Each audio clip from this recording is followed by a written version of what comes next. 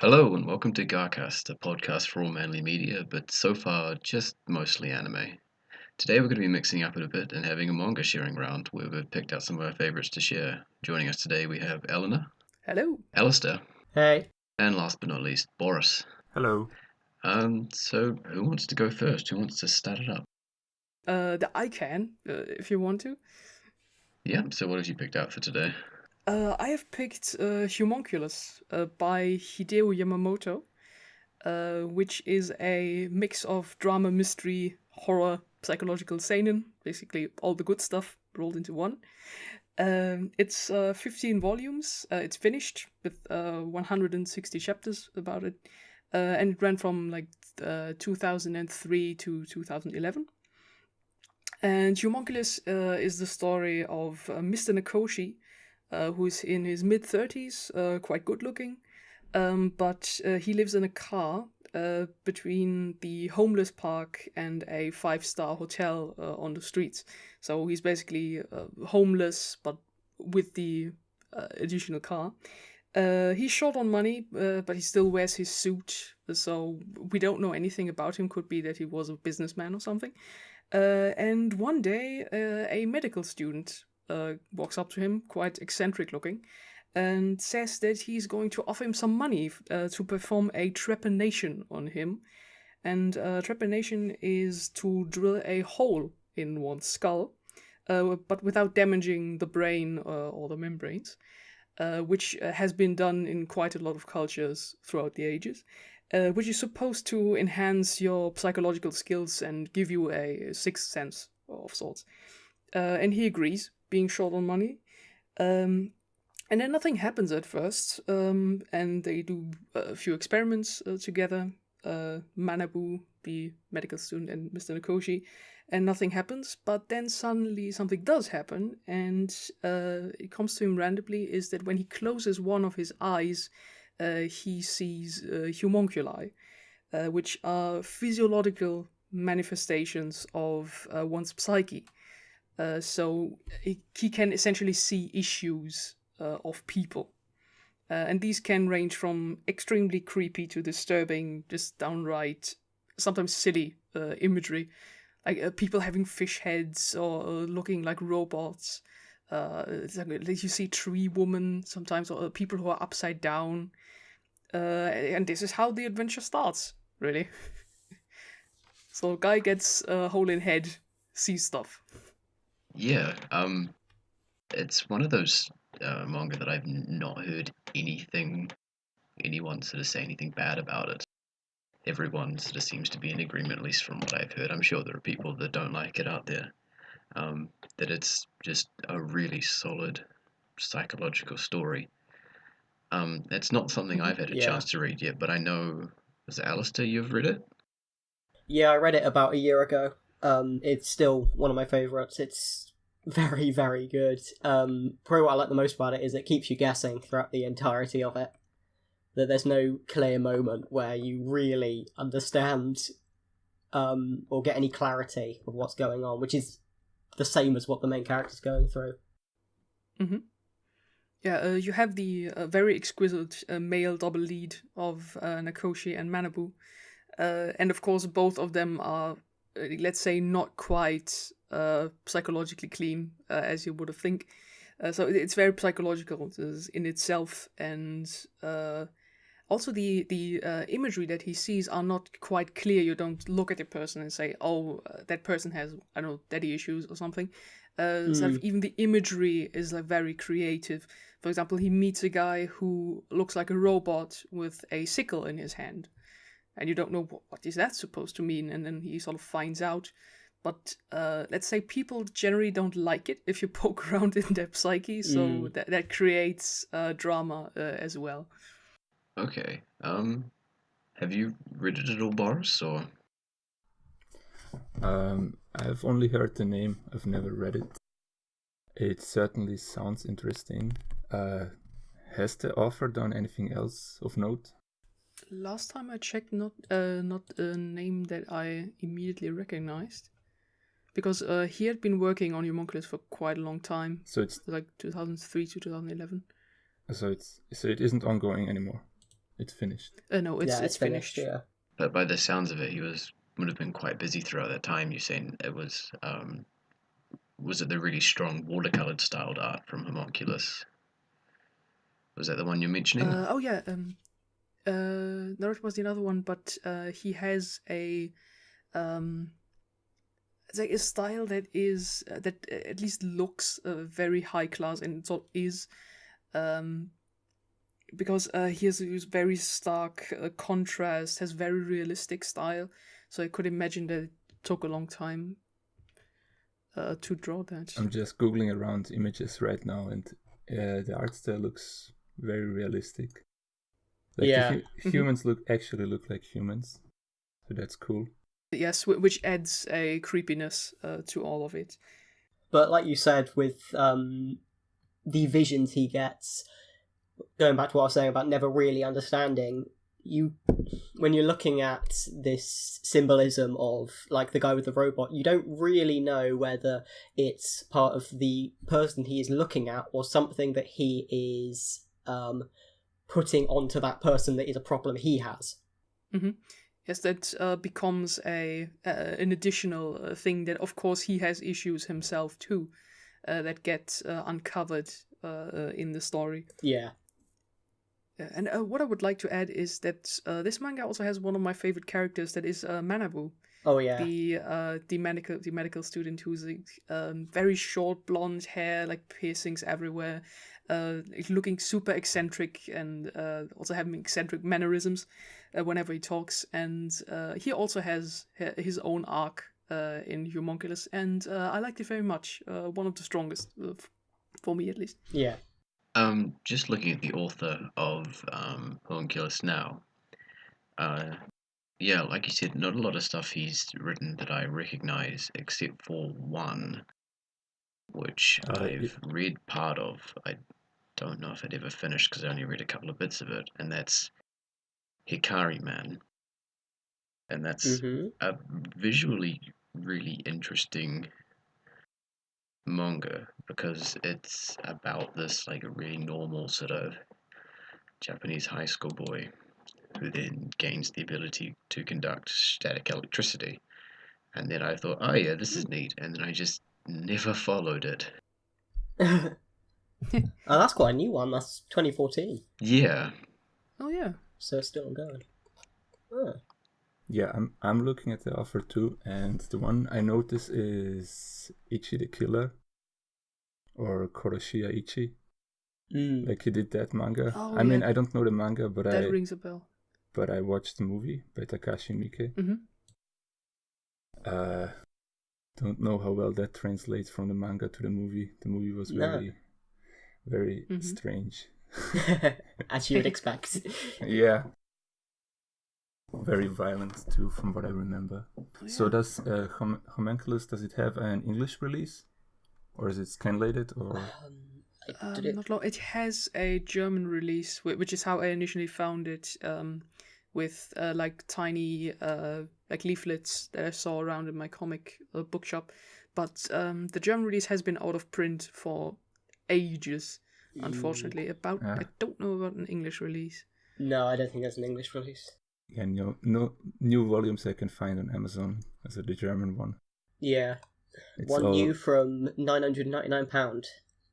Nice. Ooh. And I thought Phoenix was bad. Oh goodness, I tried to find Phoenix as well, whereas I'm a Tezuka. Oh god. Impossible.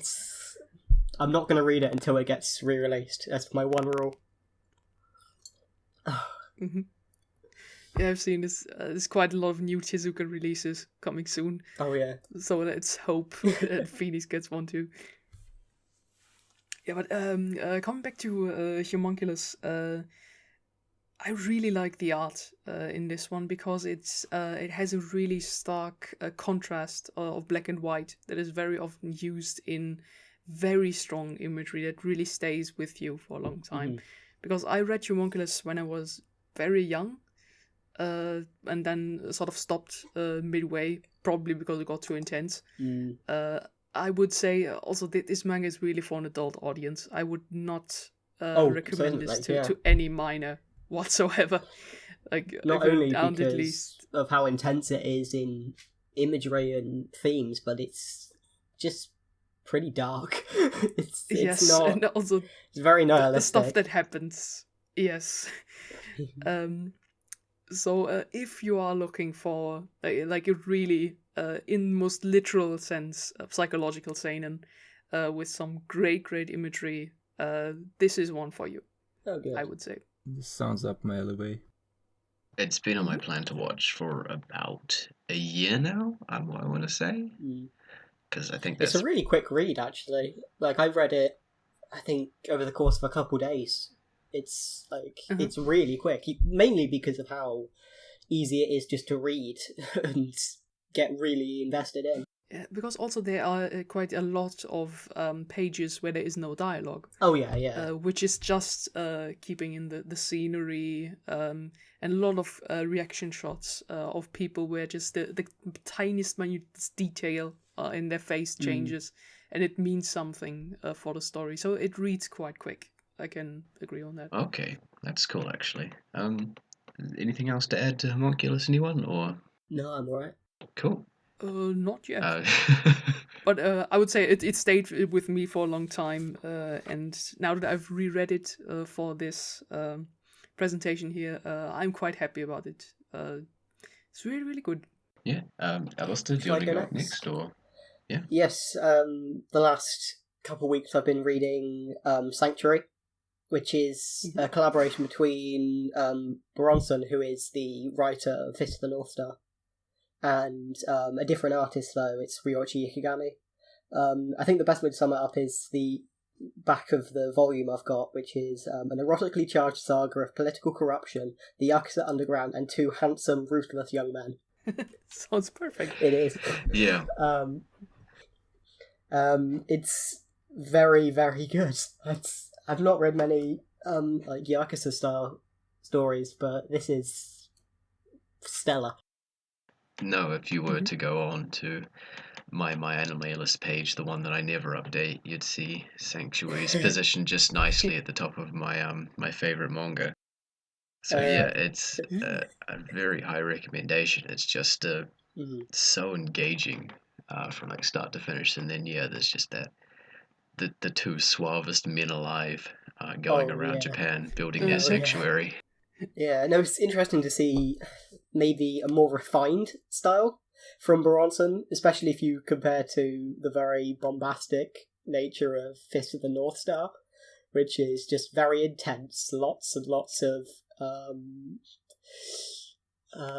action, lots of very full-on characters, whereas it's a lot more reserved, but also you've got your typical like hard-boiled style narrative and characters. I'd seen it being compared to House of Cards and yes, some other very political. I would compare it to that. Yeah. I haven't actually seen House of Cards, so I can't comment there. But it's me neither. No, but it is something that I've people who I do know in real life have compared it to. So. No, I definitely see that, especially the main characters. They're very unassuming when you first meet them, and you realise there's a very dark side to they're very ruthless, which very much like House of Cards. Which, on a side note, I would very much recommend. It is phenomenal. But I think one of the things that really does aid the more reserved nature of it is Ikegami's art, which is utterly amazing.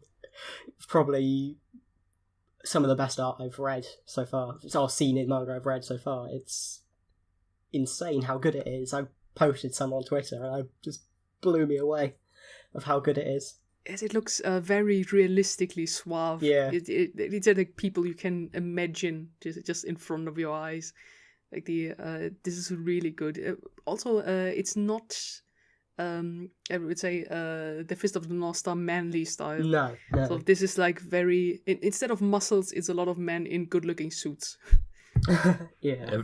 Everything I've been hearing about this series is that it's the most manly political story told. Yeah. I'm trying to think what to compare it to as well. I think really you can just compare it to political mafia dramas. That's the best way to put it. If you like, maybe not going so far as The Godfather, but like Goodfellas, things like that you'll probably enjoy. Sanctuary. It does have lots of elements of comedy mixed in, although it's quite suitable comedy. Lots of one-liners and imposing character designs and people being put down from their high horse, and it's just a really entertaining read. I need to read more, but as well. I managed to. This bad to say, the side cast probably isn't the most complex kind of side cast you're ever going to get, but like it's still enjoyable. Like characters like Takai and stuff like that, who's just like he's a scumbag, but he's a lovable scumbag. He's our scumbag. Yeah. Oh yeah, no, I agree. My introduction to Sanctuary was quite a different one because I checked out the OVA first for some reason because I wanted to check it out. And it really has this sort of very, very suave political feeling about it, but I think I stopped after about 10 minutes or so because I noticed that I think it omits a lot of stuff. There is like characters were introduced. There's 12 volumes of the manga, and like it's just not enough OVAs to cover it all. Yeah. Yes. But the style was also captured really nicely by the OVA, as well as the voice actors. Oh yeah, no, you did tell me some really of them. Good. Mm-hmm. Isn't Hojo voiced by the same guy who did? Oh, who was it? Hayami Sho. He's one of my favorites, actually. Yes, that's it. Vanilla Ice and is it Tokiomi from Fate? I think. And I just saw that and I thought that's perfect. I could not put a different another person to voice him. That is perfect. Yeah. So and also to explain a little bit more of the plot to all the lovely listeners, I think it's again a male double lead. Yes, of one, I think Yakuza, and it's the other one is a politician. Yakuza and one politician who are essentially collaborating to find their sanctuary. So improve Japan. These two friends that sort of choose to take different paths in life to work together for the same goal. Yeah. Walking in different worlds, so to speak. Yeah. What does that mean to find their sanctuary? I guess they want Japan to be their ideal for it, really, which is just they want to get rid of the idea. It's quite naive, some of their goals for a start, which is like, we get rid of the political corruptness. We get rid of the Yakuza. Yes, yeah. But one of them is a Yakuza. Well, he joins the Yakuza to sort of meet the goal, but yeah. Yeah, so we have like two guys working, one on the overworld and one on the underworld. Essentially, collaborating. Yeah, which I find is a great concept, and I think coupled with the amazing art, I think I should really start reading that soon. Heavy recommendation. Yeah. And I've now got a physical copy, even though it's a little battered up. Because a lot like Homunculus, it's pretty out of print. But I got a used one for about 15 quid, so it's not bad. Although I think the others are a bit more expensive. But it's it's like a 2-in-1 volume, actually. It's about 400 pages. Whoa. Nice. Yeah, I think I should probably read more stuff by Ikigami. His art looks exactly like what I like, but I haven't... He's also done Crying Freeman. Crying Freeman, I've seen the OVA. I didn't like it that much, but it did look good, so there's that. Yeah. Don't know if that's another one he did with Boronson, but maybe. I'll look it up. But I think that it's more the old school problem of OVAs, that they mostly just have the themes and the atmosphere, but the story doesn't quite match. No. Because it's, like I say, an addendum to the manga, sort of for people who read the manga. So, like, here's your favorite things. Animated, yeah, woo. It's like going back to the, 90s, and this is like before, 2012, and JoJo just had that 6-episode OVA that, like, thanks to Satoshi Kon's directing, like perfectly captured the feel of like those episodes and that arc, but like it was just so short. As a standalone, it doesn't work. Yeah. There's so much sort of context that you're missing to an extent. Yeah. Just looking it up, the Crying Freeman manga is written by the guy who wrote Lone Wolf and Cub, so it's probably decent, considering that. Okay, cool. And Golgo 13 as well, so... Oh, damn. It's pretty, I always wanted to watch and or read that. Okay, well, yeah, the old OVAs always tend to ignore characters for the sake of spectacle, and I do value characters above anything else in storytelling. So I should probably go with the manga. I don't know, political stories usually aren't my thing, but name dropping Goodfellas is always a good thing. So. Oh, that's good to hear. And as an additional anecdote, there was once a movie that was planned for Phantom Blood, like the first JoJo's. Oh, right. But the film never got finished. It was partially released. It was released to, I think it was one audience, and then never shown again because they all hated it. Because apparently it just abridged it so much, and it like cut out like Speedwagon and other characters and things like that. So yes, that was it. I think Araki himself said that it should never be shown again because they really omitted Speedwagon, and I think he was not okay with this. Oh yeah, and I can see why. I can see why you wouldn't be happy omitting Speedwagon. Yeah, I mean, Speedwagon is important. Yeah. That and also him being a cornerstone of the early parts. Yeah, it's one of the great lost anime. Can never find again. Oh, it's still bumming around online, I think, if you're desperate to find it. Oh, yeah, I don't know if it's subbed or not, but... Yeah, I think I saw a video on YouTube once, but it didn't have any sound. I don't know if they didn't record any actors yet, or if I just saw some weird version. It's like production stuff. So like some of them aren't even properly animated, just keyframes, black and white in some scenes. Oh dear. Didn't look that promising. Nah. Well, we're lucky with what we've got now. Oh well. For my manga, I have two of them.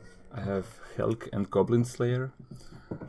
Both of them are very new. They don't have a lot of chapters out. They're not that well known, but I think they fit the theme of the podcast very well. I guess I can go with Helck first, because that one has a bit, like it has, I think, 100 chapters or something out. I've read around 30 of them.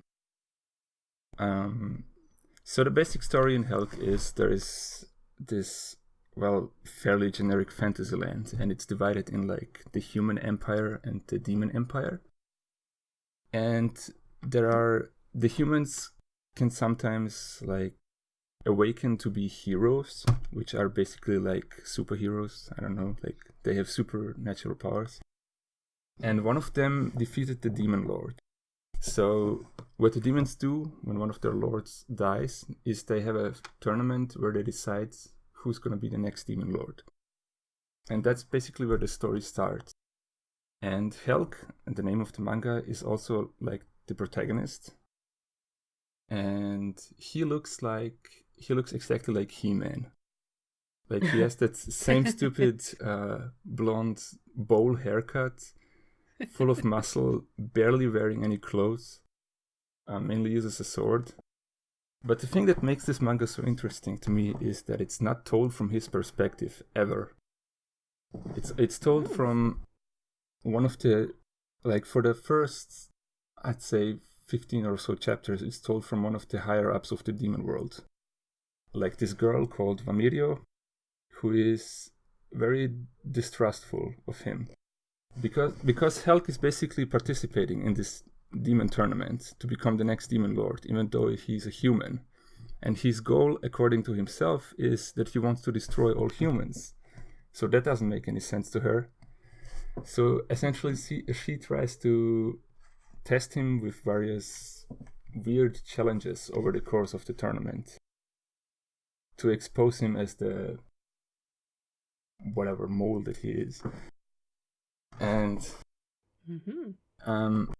what's interesting is that since it's not told from his perspective, the reader eventually adopts the same mistrust towards Helck that she has, even though he's basically presented as a super charismatic figure, and even the demons all like him, like the general populace of the demon lands, even though they shouldn't, because he's human and he's a hero. And so you can't shake the feeling that even though Helck is the most cheerful person and he looks like a big silly He-Man, that he has some kind of dark secret that he's hiding. Which is also what several characters later on allude to. So the main thing that keeps me going with this is that I just want to find out what his deal is. And I think that's the same for most readers of this. Sounds interesting. Yes. I'm a really big fan of shifted perspectives when you get an outward perspective on a protagonist. I think this is always super interesting. And just seeing it then, as you said, from the evil higher-up side, sort of looking down at this hero fighting his way up. Yeah. I think that is a really cool concept. Yeah. I like that. You essentially never see anything from his perspective. It's always from other people's perspective. And even the one time he tells his backstory, he tells it to her, so you're still being told from her perspective. That's what makes it interesting, I think. Just trying to figure out what this guy's deal is. Yeah, looking at like the pictures now and some of the sort of screens in the manga, he is this big, goofy, lovable guy. From the looks of it, like there's a panel here of him like stacking cards and all that kind of stuff. Yeah. But yeah, if what you're saying is true, then it could be something I might pick up then. Yeah, I mean, I'm not that far into it myself. I'm gonna see how it goes. But it seems intriguing at least. The art, unfortunately, isn't that great, but I don't know. It serves its purpose. There's some good reaction faces in there and some good bits of comedy. I don't think the artist and writer has done anything else before. No, looking at the page, she hasn't actually done anything. Or he, I don't know. Yeah, I don't know either. Yeah, no, it's their first work. Yeah, and it's already a published one, so that's always good. I don't know if it has an official release of any kind, an English one or German one or whatever. But special shout outs to the guy who's doing the scanlations all by himself.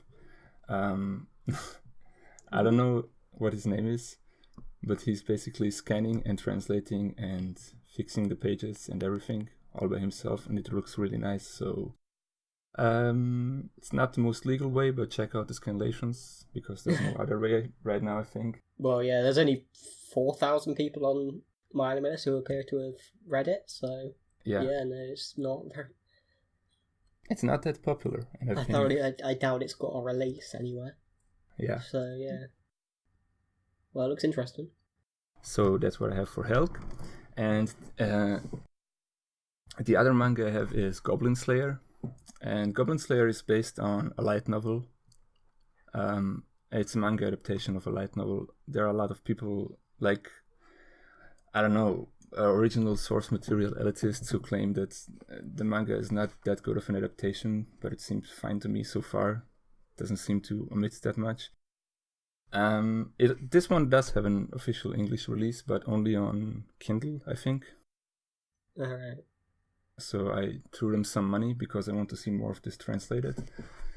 Goblin Slayer is really easy to describe because it's all in the title.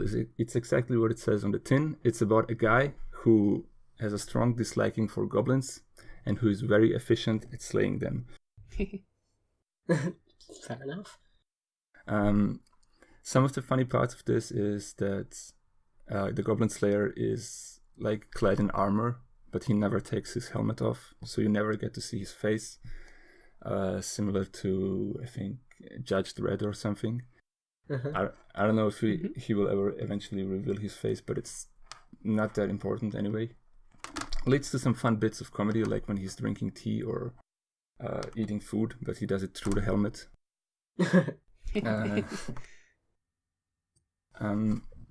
Well, basically, well, I don't know if it's a spoiler. It happens in the first chapter. It's about this adventurers guild, and they have like different ranks. And there are a bunch of like young kids who join the guild, and they want to advance to the ranks, and they think the best way to do this is to take a quest for going to a goblin cave and essentially killing all the goblins there. Because goblins are stupid. Like in every fantasy setting, goblins are always the cannon fodder. No one takes them seriously. So they go in this cave, and of course they underestimate the goblins, and the goblins are actually way cleverer than you would think. They have traps. They have a leader who can cast magic. They have this big cave system where you can get lost in. And they basically get their shit pushed in. Until the guy arrives, the Goblin Slayer saves one of the girls, and she decides to join him on his further quests. And he always only takes quests to slay goblins. Like he never does anything else, even though he's very high ranked in the Adventurers Guild, and he just always does goblin slaying quests. He just hates them that much. There's a reason to it. It's in his backstory. It's not that interesting. He just deraded his village.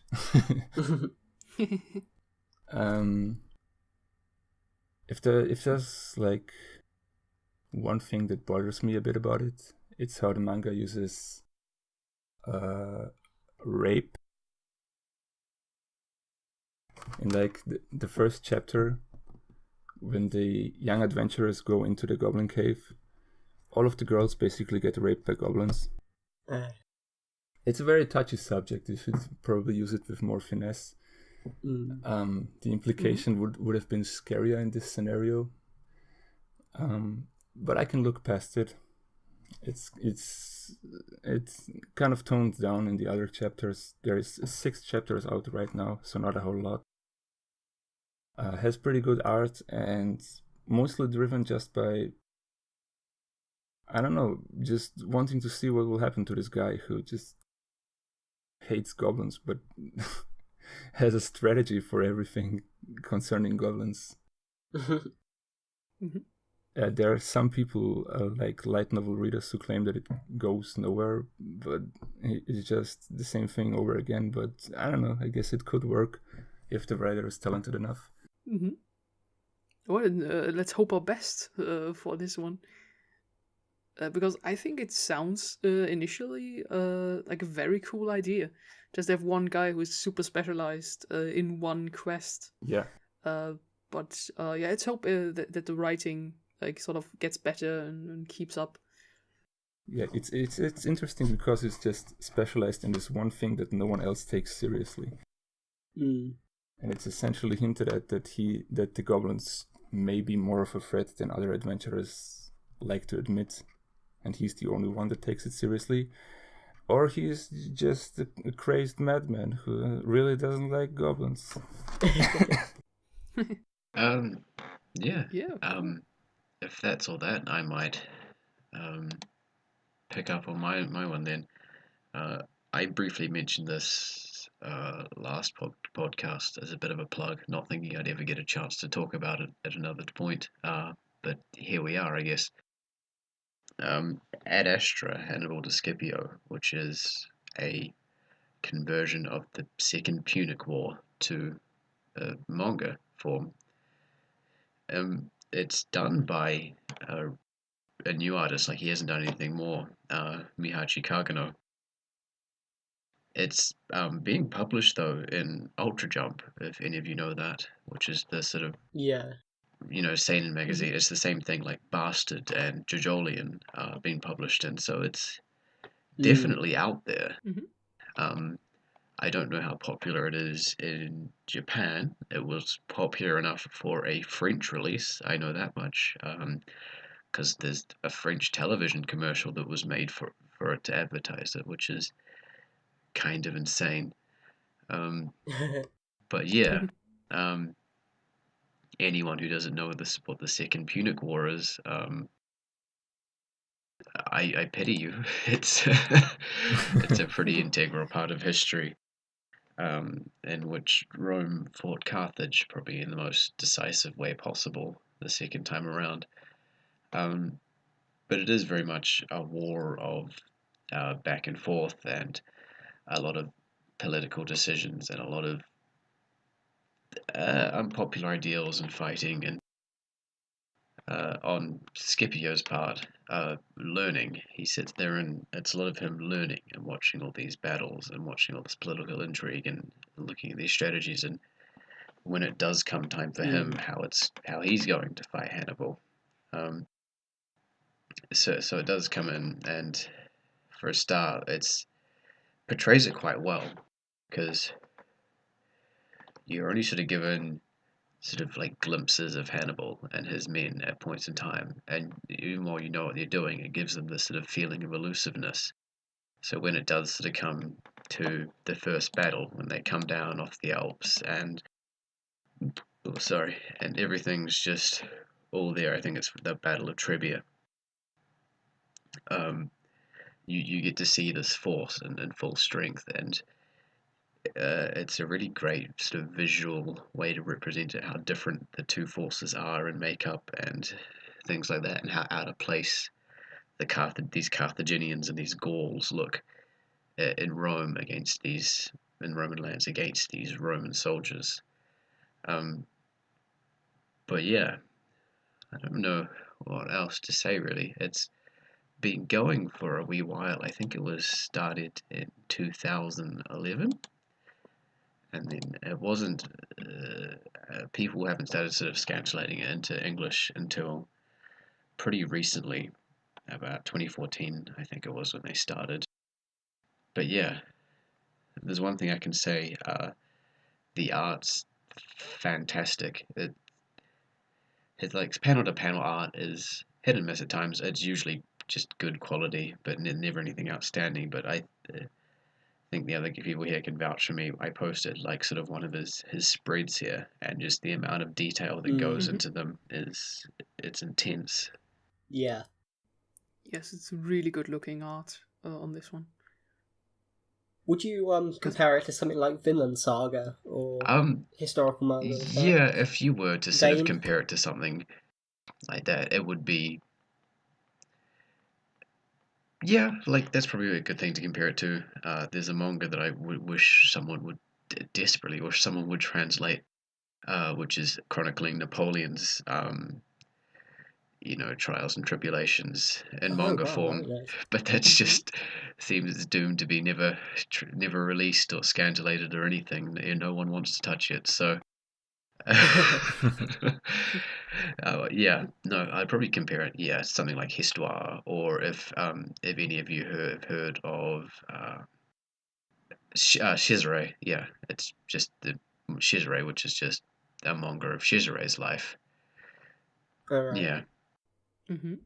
Got a few exaggerations, like it does take like some of the more like mythological liberties that were placed on like Hannibal's birth and stuff like that, and sort of present them as the story. And like I saw that it does help build up Hannibal to be an even bigger threat than he already is. Yeah, because it's like it sort of starts off and it's like news comes in. He's swept through the Iberian Peninsula and. You've seen this story beforehand where he's born under the sign of the thunder god and he stood up and opposed Rome from like the age of 6, and his father had, while never lost to Rome, couldn't win against Rome and sort of had to surrender. And while the outcome of the Second Punic War everyone knows, you can't help but watch from sort of scene to scene, as like while a lot of it is obviously probably pretty made up. So like some of the character interactions and stuff like that, it does feel like something that could really happen and what might really sort of have transpired. But it sounds like an interesting take, like having something that is proper historical, of course with a few liberties, but it's not going full-on Fate or Drifters upon us. And I think that's a really good take to sort of have something that's properly rooted in one time period.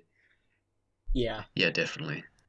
So Yeah, so I think I want to check this out too. it is mostly grounded and realistic, is what you're saying. Yeah.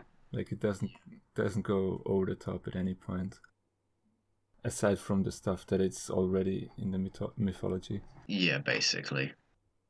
Yeah, I probably should have picked something people would be able to more contribute to. I really love this manga, and I That's don't alright, feel it like sounds really anyone good. talks about it. No, I'm going to have to check this out. It does look really good. I'll probably try to check out anything that was recommended today. It all seems very interesting, seems kind of seinen oriented, which is what I like, so yeah. And I'm not a big history buff, so that could help if it's somewhat accurate. It definitely is, yeah. Like I said, it's probably not the most like historically grounded manga that I've read. Like that would go to Cesare, but it's probably is the best one because it makes it all entertaining, even if you do know the story, the history, not the story. Yeah. Doing anything historic is always a challenge, I guess, because it's like the spoilers are right there in reality. Yeah. So you have to make it engaging despite that. Yeah. Yeah, especially something as well known as this in terms of like history. Like yeah, one look in the history book and you have been spoiled. Yeah. No, it's the sack of Carthage is something you just hear about at times and all that. So, yeah, I don't know. I think I'm done. I don't know. Well, something that I reread recently, I know Elena, you did as well, was Aoi Harrow. Do you want to talk about that? Yes, exactly. Blue Spring. Yeah, Blue is Spring. the English translation. Do you want to go first? Because obviously I've got some stuff to say about it, but I want to hear what you think. Okay. I have forgotten the name of the mangaka. Freshen me up there. Taiyo Matsumoto. What was his name? Exactly. Who is also the mangaka of the original the anime that people know about. It's Ping Pong. Yep. So it has sort of a very eccentric, sort of wobbly style to it. And Aoi Haru is a short story collection of, I think, 7 chapters. Yeah, 7. And it's all about delinquents and youth that has somehow go wrong. And it shows very different takes and different people. And themes show up again and again in different stories, but all the stories are different. For example, the first one is like young, sort of younger pupils in high school doing a courage test, which is called clapping, meaning that they go onto the rooftop of the school, hang on to the railings, and then let themselves fall and try to clap as often as they can to before they can grab the railings again. Sort of, it's a very suicidal action, but there's also school records, like one who has clapped 8 times before catching himself again. And this sort of becomes its own league and theme that is very dark. But then there are other stories which are a lot more sort of brighter, or some even comedic. But all have a great theme about them, of youth and stuff we did when we were young, and some of them even meddling with even dangerous things. Like I think one of my favorites being the 3 guys who find a gun. Yes, yeah, that's probably my favorite.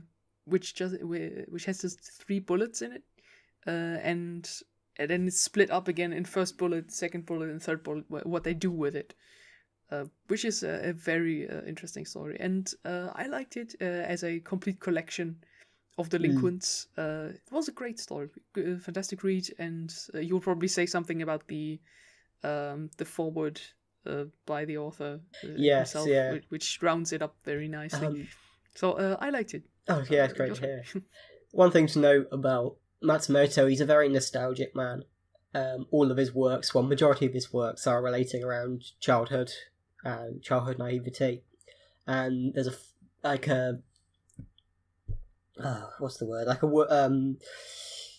Short paragraph from him at the end of the work, and it starts off with him being like, I was never a delinquent at school, but I knew delinquents.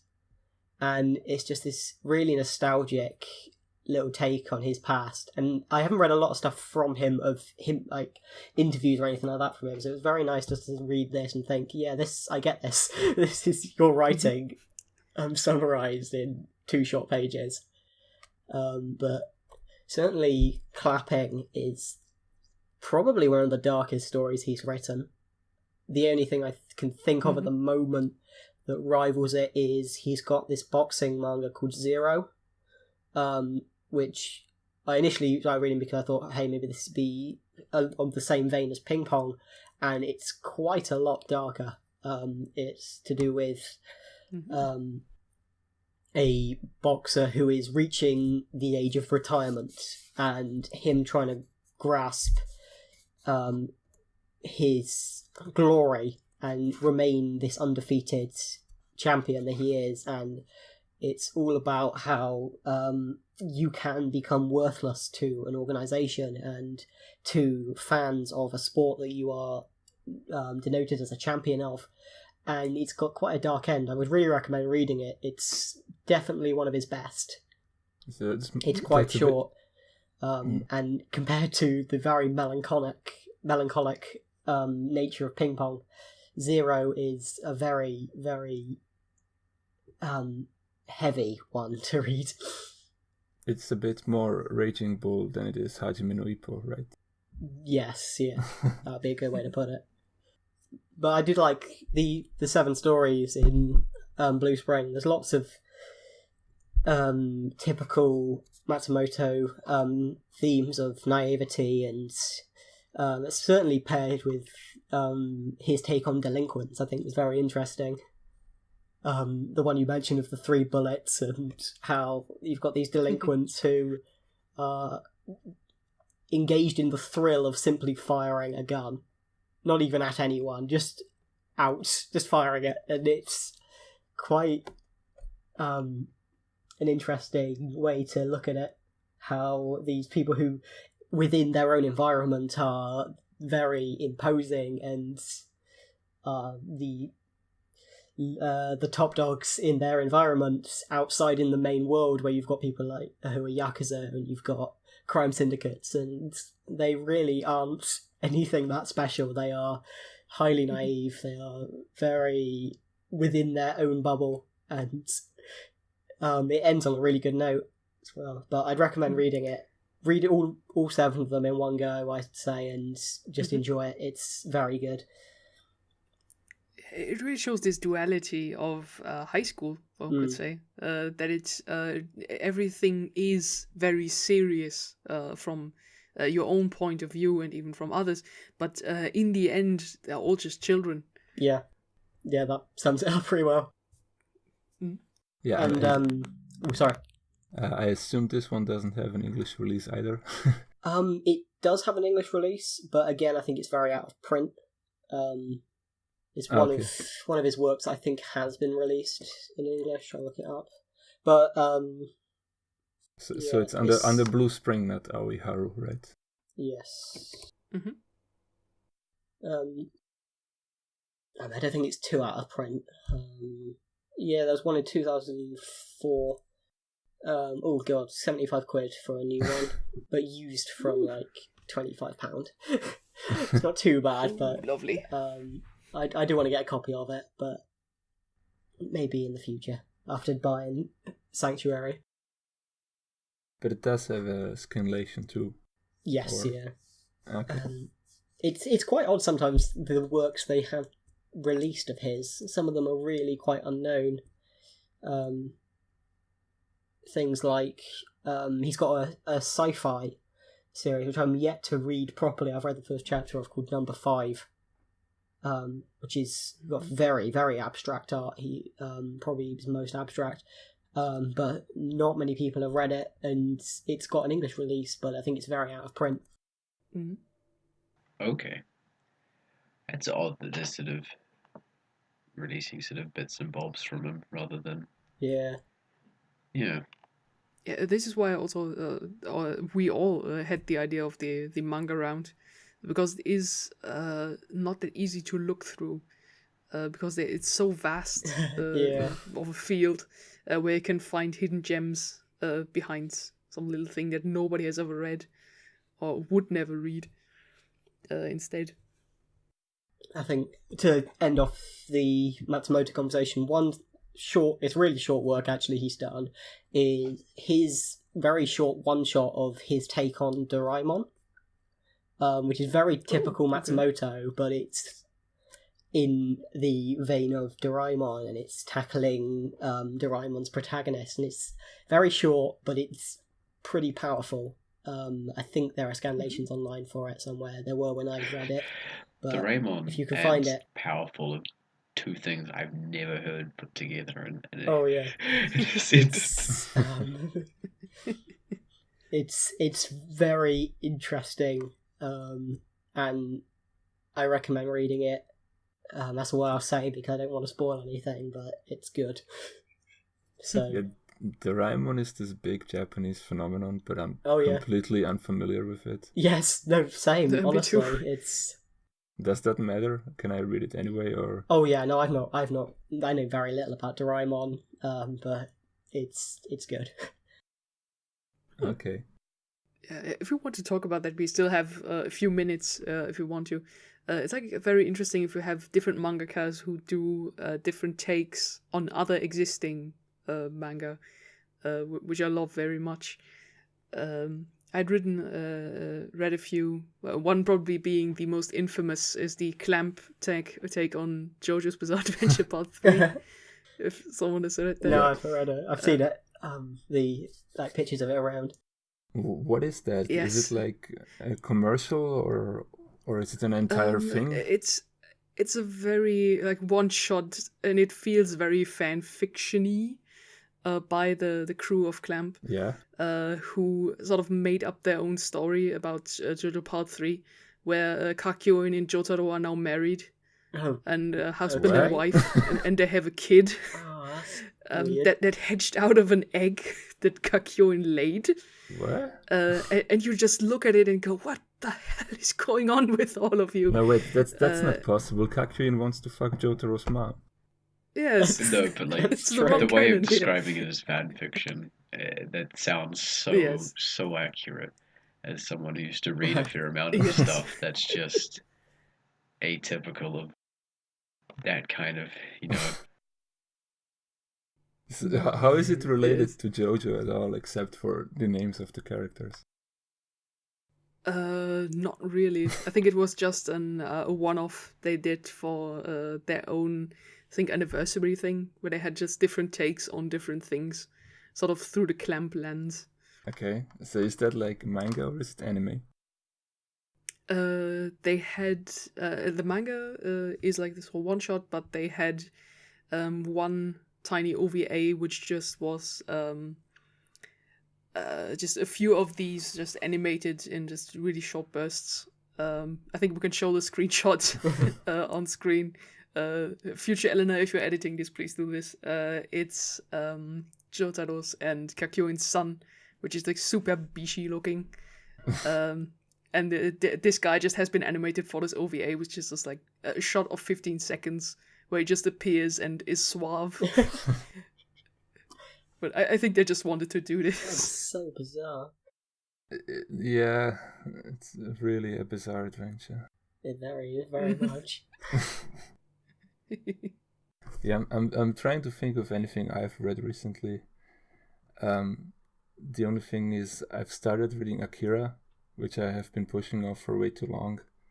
I saw the movie, as did everyone else, I think, which is very good, but kind of just is not the whole story.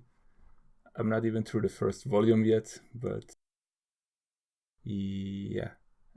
It's weird to me that is that it's colored, like the entire thing. Mm-hmm. I'm not sure if that's like if it was released that way originally in Japan, or if it's something they did for the Western release. I think it's a re-release that happened quite recently. That is completely colored. Okay. Oh, that's interesting. Huh. Well, anyway. Because in most cases it's even flipped to fit the Western release. Yeah, it's like from left to right, which took me 20 pages to notice. Why is everyone left-handed? I suppose the only other thing I've been reading is I read it was Voynich Hotel was something Voynich Hotel was something I read a wee back now, probably earlier this year, and just now I'm starting to go through some of the mangaka's other work, because I think someone linked. Is that the guy who wrote Nickelodeon? Yeah, someone linked that. I think. Yes, I've read Nickelodeon. Yeah, no. If you have a chance to check out Voynich Hotel, I heavily recommend it. It's a very charming, very bizarre story, and they go by a bit of a sort of a pen name, Simon Downman. Such an interesting art style. Not necessarily gar, but if you're looking for something just interesting to look at and quite bizarre and strange stories, do check him out. Mm-hmm. Sorry, what's the name again of the? Simon Downman. Simon Downman. Yeah, I can link. The manga is. Okay, cool. I will compile a list in the video description. For everybody to follow. That's probably a good idea. Yeah, another one I thought of right now, which is I guess I should voice a recommendation for Dorohedoro. Oh yeah. Oh yeah. If anyone has heard of that one. Yeah. Yeah, I did. Yeah. I find it impossible to describe the plot of this one because I haven't read it in a while. I dropped off somewhere around chapter 130, and it's so convoluted, but I barely remember what it is about. But that's kind of the charm. This series can only be described as really weird and also unique.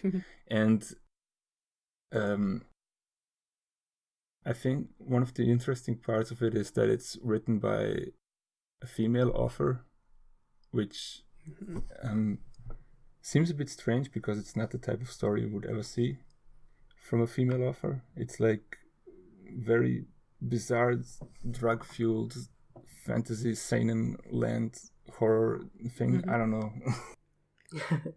I've read the first chapter of it once I saw a few screenshots and panels.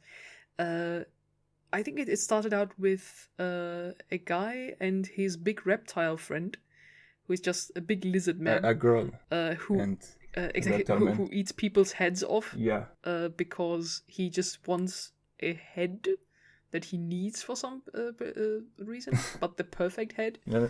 But then it just goes on about this whole dystopian monster city that is secluded from like the normal city, and sort of becomes this very big sci-fi Blade Runner-y thing.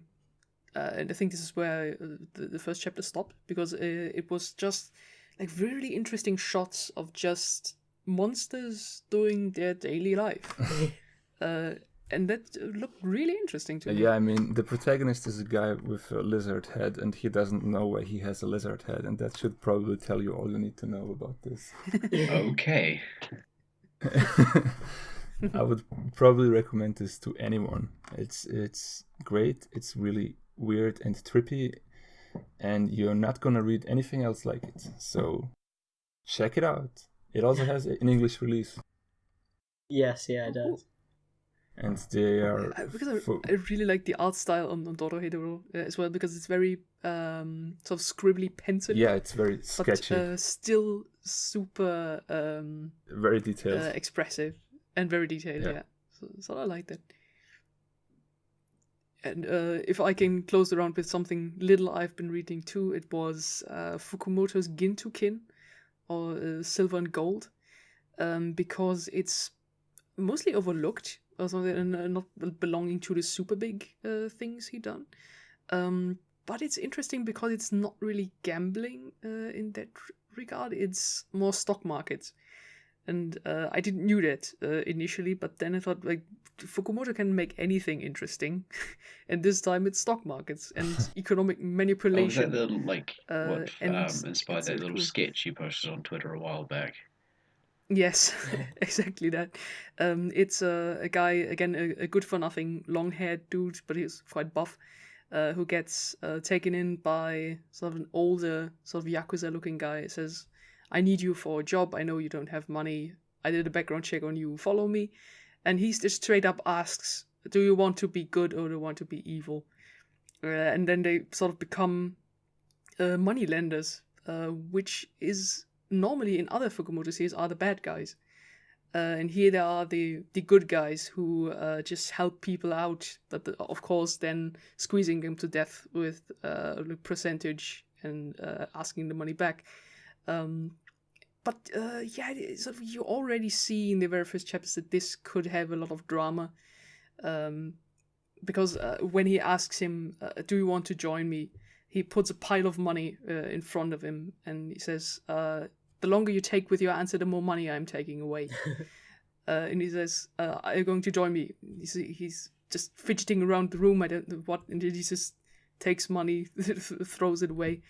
And then, of course, he agrees, comes back. I think he leaves the room for a few hours, comes back, and then he says, and then one of the other guys asks, why do you take him? He took so long to make his decision.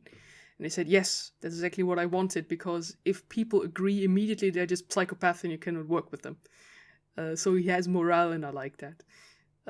So, yeah, this is going to be our double lead of one Yakuza and one freshman. Oh, nice. I think it's going to be interesting. Sounds really good. I think I really need to get into Fukumoto sometime. I'm only familiar with the Kaiji anime and like the 2 manga that he did that he didn't do the art for, Confession and Life. Yes. It feels like we will need to do an entire episode of this podcast entirely dedicated to him. Yes, I should really probably read more of his stuff. Yeah, once I've gone through a bit more, I think Just I'm more than prepare. happy to do one of those. Yeah. Yeah. Eleanor just containing excitement back there. Yes, I'm far too excited. I guess maybe to end off the manga round, there's something I want to plug, and you've probably seen me put it on Twitter quite a few times. Digital manga publishing have been very close to my heart for quite a few years now, because they are kickstarting various lesser known Tezuka manga, and currently this year they are doing one of my favourite collections of short stories that he did is Under the Air, and with an add-on, another series he did called The Crater. I'll make sure the Kickstarter's linked in the description, but they are about 80% funded, and it's not that expensive. It's about shipping is about £15, I think, for me, but it's definitely worthwhile. They got various tiers with very interesting looking rewards, and you can also get an add-on of some of their older releases that are only available digitally. But it's very good, and I'm hoping one day they'll be the people to get Phoenix reprinted, although that may be a bit of a stretch. But still, it's a very, very good cause. We need more Tezuka. He is a master. Good physical releases. Good physical releases. They look really good quality of people who have posted them from past campaigns. They look beautiful. And yeah, just if you're interested, it's not too expensive, and they're about 80% funded. So, and if they get to, I think, 50,000, they are going to release another one as well. If I can just go down, Melody of Iron. I haven't personally read it, but the cover looks very nice. And Tezuka is always good. I mean, Yeah. he's the god of manga. He is. He is a genius. It's the only way to put him. So the Kickstarter is back online because they were down for a while, right?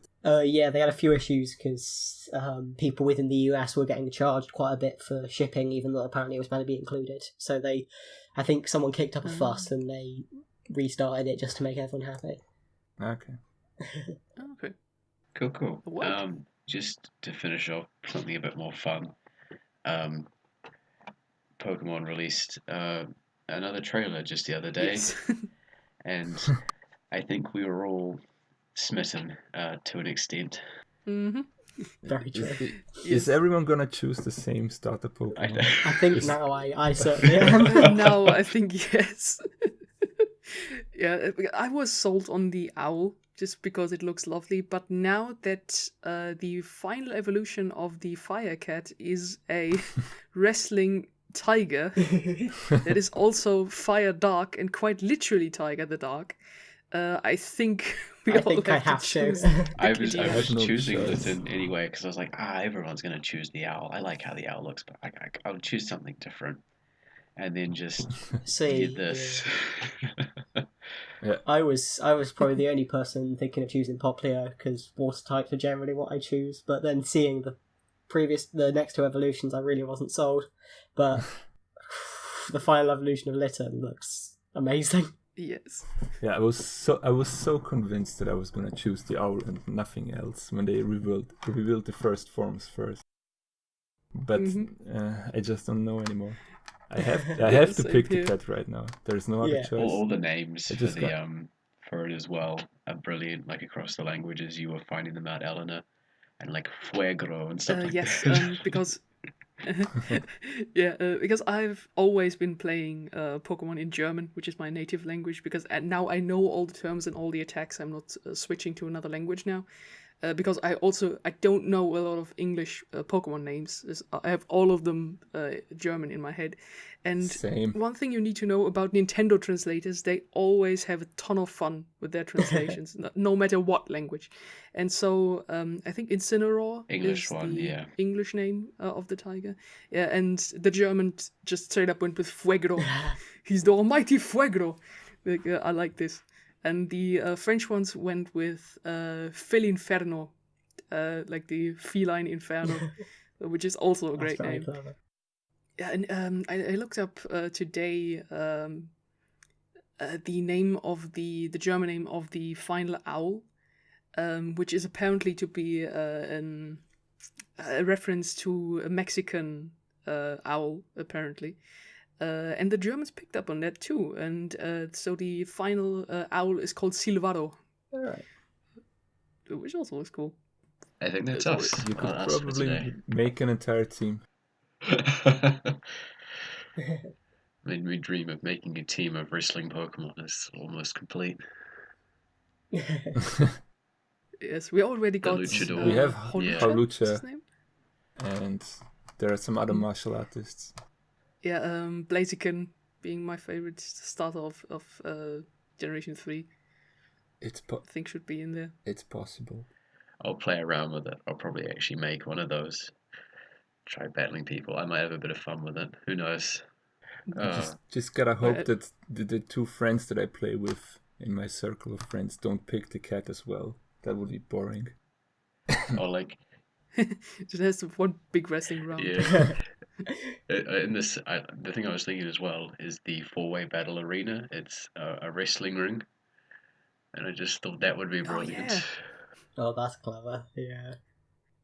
And just as one final anecdote, normally like all attacks get translated in German as well. Of course, some of them are very cool translations, but we don't know if it was a mistake or if they just let it like this. But the only attack that hasn't been translated and stayed English is Flying Press, which still sort of looks very cool that even it says in German, like Holucha benutzt Flying Press, and then it just does. I think it was a joke from them because I think they never do mistakes. It must be a wrestling move somewhere. Oh, okay. we'll look into that probably a little bit. I think, though, that really is us for today this time. So thanks for joining us today. It's been a lot of fun and actually really interesting, even if just for me. Anyway, there was Eleanor, Yes. Ciao, ciao. Alistair, Bye-bye. Boris, Bye. and then I, Tom. Thanks for joining us. Take care.